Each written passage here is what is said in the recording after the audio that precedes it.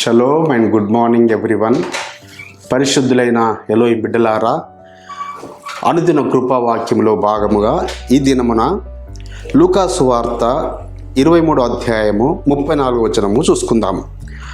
యాషువ, తండ్రి వీరేమి చేయుచున్నారో వీరెరుగరు గనుక వీరిని క్షమించమని చెప్పాను.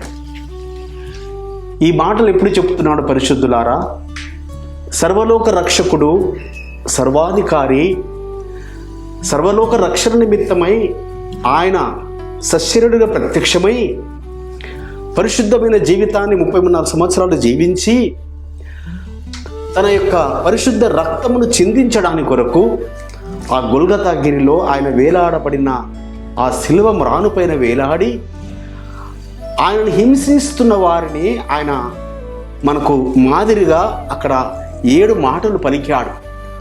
ఆ 7 మాటలలో మొదటి మాట ఇది: తండ్రి వీరేమి చేయుచున్నారో వీరెరుగరు కనుక వీరిని క్షమించండి. నిజముగా ఈ మాట ఎవరు అనగలుగుతారు బిడ్డలారా?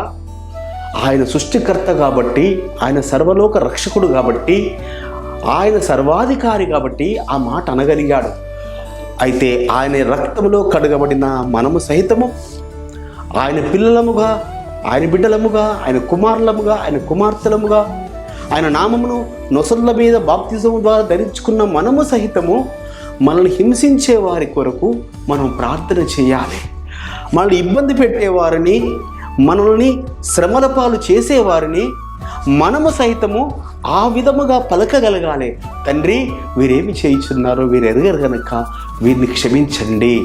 అలా మనం పలికినప్పుడు మన ప్రవర్తన పరమ తండ్రికి ప్రీతికరమైనప్పుడు మన శత్రువులను సహితం ఆయన మనకు మిత్రులుగా చేయగలడు.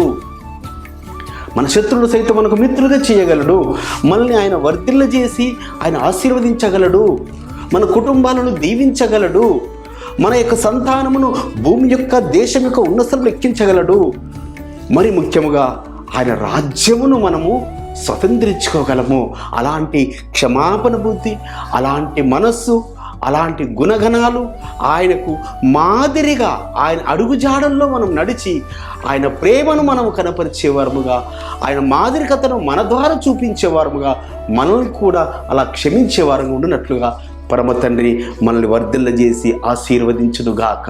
ప్రార్థన చేసుకుందాం. పరిశుద్ధుడైన తండ్రి, అవును నాయన, నజరుడైన యాషువ మెస్సియా, మిమ్మల్ని హింసిస్తున్న వారిని, మేము కొరడాలతో కొడుతున్న వారిని తండ్రి వీరేం చేయుచున్నారో వీరెరుగక వీరిని క్షమించబట్టున్నారు.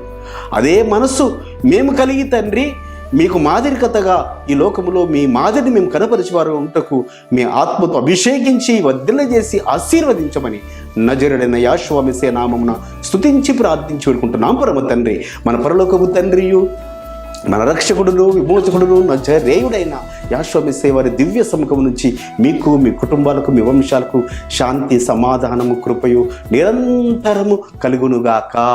ఆమేన్.